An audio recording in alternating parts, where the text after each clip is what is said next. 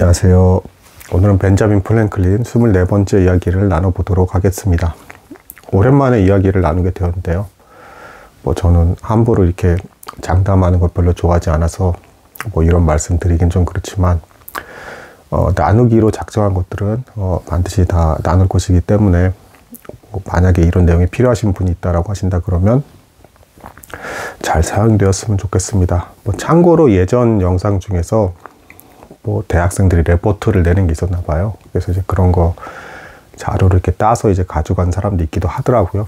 그러니까 뭔가 도움이 된다라고 한다 그러면 대단한 영광이 될 것 같습니다. 오늘 벤자민 프랭클린 24번째 이야기는 다시 이제 정치 이야기입니다. 지난번에는 그 번개, 그래서 그 번개에 대해서 이 번개가 전기의 일종이다. 이게 증명이 됐고, 이것 때문에 이제 피뢰침이 그 발견 때문에 피뢰침이 만들어지는 것입니다. 그래서 실제로 당시에 벼락 때문에 죽는 사람이 되게 많았어요. 교회 첨탑에 이제 종을 두들기다가 이제 종에 벼락이 떨어져서 사람들 그 신의 분노라 생각을 했었는데 그것이 아니었다. 그래서 피뢰침을 설치하게 됨으로써 많은 사람들의 생명을 또 구할 수 있게 되는 그런 발견이 되었습니다. 오늘 일은 이제 또 어떤 거냐면, 여전히 이제 프랑스와 영국의 식민지 경쟁 전쟁은 끝난 상태가 아니었습니다. 그리고 이제 상황이 좀 황당한 내용이 좀 있는데, 영국에서 브래드 독이라는 장군을 보냈잖아요. 부대원 2,000명과 함께 보냈고, 이 장군이 패배를 했고 부상당한 채로 돌아가게 되는데, 이 장군은 내륙 지방까지 도망을 간 뒤 얼마 안 있다가 그 부상당한 것 때문에 죽습니다. 너무 황당하죠. 이름은 브래드 독, 뭔가 좀 장군 같은 느낌은 좀 있는데 대단한 장군으로서의 모습은 전혀 보여주지 못하고 황당하게 죽었고요.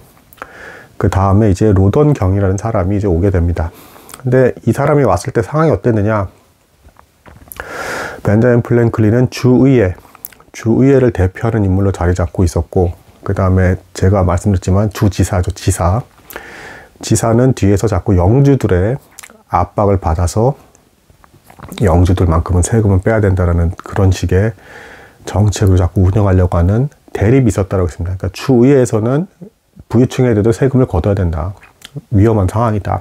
이렇게 압박을 한 거고, 그러니까 주지사는 아니다. 영주들에게는 세금을 물리지 않아도 충분히 다 감당할 수가 있다. 이런 입장을 취한 겁니다. 이때 영국에서 이제 추가로 로던 경이라는 사람이 왔고, 때마침 벤자민 프랭클린은 이 상황을 영국에 가서 좀 얘기를 아예 해야겠다. 영국 왕실에서 뭐라고 해주면 분명히 우리를 지지할 것이다. 우리가 실제로 국익에 유익이 되는 그런 주장을 하고 있는 거니까 영국 왕실이 이제 상황을 알면 우리 편을 들어줄 거다 이렇게 생각을 하고 로던 경에 가서 상황이 이러이러하고 하니까 영주들도 협조해야 된다. 이런 얘기를 했다라고 합니다. 그랬더니 이제 로던 경은 이제 벤자민 프랭클린이 보기에 자기 말에 설득이 됐다라고 생각하고 기다렸는데, 이 로던 경이 주지사와 대화를 하는 것 같더니 다시 돌아와서는 황당하게 또 주지사의 말이 맞는 것 같다라고 하면서 주의회가 주지사의 말을 따라라 이런 말을 하더랍니다. 황당하죠. 그러니까 이 로던 경이라는 사람도 좀 부패한 정치인 혹은 이제 군인이기도 했는데 부패한 군인이었던 그런 사람이었던 겁니다. 그래서 이 로던 경이 또 이후에도 황당한 나쁜 실수를 해요. 여기서 이제 그 정치판에 어떤 돌아가는 어떻게 보면 추한 면들이 또 이제 좀 막 나오게 되는데, 이 로던 경이 오면서 군대를 데리고 왔는데 이 함대들을 항구에 정박시켜 놓고 이 상황에 대해서 자신은 보고서를 써야겠다라고 하면서 자신이 편지가 작성이 될 때까지 다른 배들은 다 기밀 보안이나 여러 가지 이유로 해서 무역까지 다 금지 조치를 취하겠다라고 갑자기 독단적으로 선언을 하더니 도무지 편지글을 쓰지 않더랍니다. 그러니까 벤자민 프랭클린 입장에서는 로던 경이 그런 입장을 취했기 때문에 주위에서는 벤자민 프랭클린을 영국으로 아예 보내려거든요. 그래서 영국을 가려고 배를 타고 가려고 하는데 항구를 복구해버리니까 갈 수가 없잖아요. 이 상황에서 또 벤자민 프랭클린이 추가로 자기가 관련된 사람들과 함께 이렇게 짐을 실어가지고 운반하려고 했던 것들이 있는데, 이것까지 다 막혀버리니까 제때 도착을 못하게 되니까 경제적인 손실까지 막 발생하는 상황이었습니다.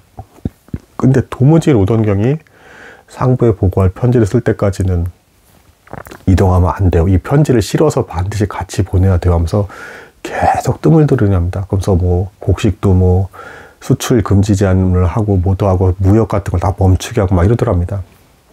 한참 뜸을 들이다가 뒤늦게 갑자기 적군이 있는지 없는지도 모르는 뭐 헬리팩스라는 곳에 가서 싸우겠다라고 또 나가려고 하니까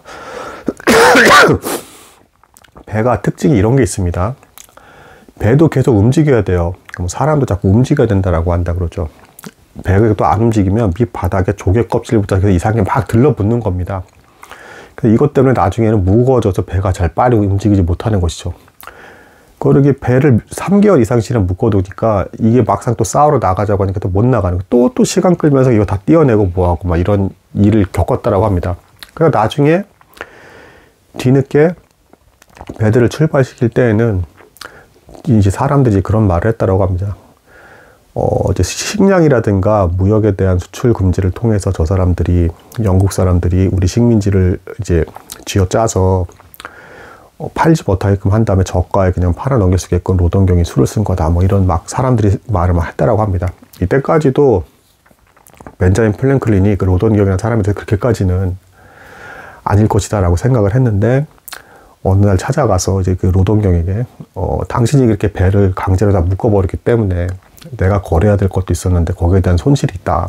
그래서 그거는 영국 정부에 청구를 해서 이제 내가 보상을 받게 해달라고 했더니 로던경이 아주 단호하게 순식간에 한 번에 그냥 싫다라고 하더랍니다. 그래서 황당해서 아니 손실을 입었으면 배상을 받게 해줘야지 왜 그런 걸 못하게 하냐라고 했더니 우명한 미소를 지으면서 당신도 이런 애매한 상황 속에서 뒷돈을 다 챙겼을 거 아니야 뭐 이런 말을 하더랍니다. 그러니까 부정부패 관리에 아주 전형적인 모습이죠.